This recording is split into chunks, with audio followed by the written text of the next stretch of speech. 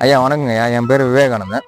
நான் அரசம்பட்டி பஞ்சாயத்தில் மஞ்சமேடு கிராமத்துலேருந்து தென்னை விவசாயி. தென்னை சார்ந்த இதில் தென்னை நாற்றங்கால் எப்படி தயார் பண்ணுறதுன்னு சொல்கிறேங்க ஐயா.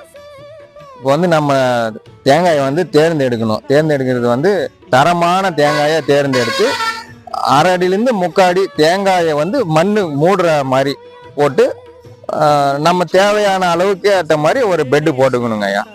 தேவையான அளவுக்கு நீள அகலத்துக்கு நம்ம ஒரு பெட்டு போடணும். பெட்டில் 300 to 400 காய் இருக்கிற மாதிரி போட்டாலே போதுமானது. நம்ம இப்போ தேங்காய் அரை அடி குழி எடுத்து நம்ம செங்குத்தா தேங்காய் இந்த முளப்பு தெரிகிற மாதிரி வச்சுட்டு அப்படியே லைனாக வைக்கணும்.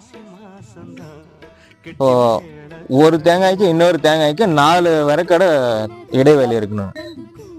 நாம 4 மாசத்துல முளைப்பு வந்துருங்க ஐயா.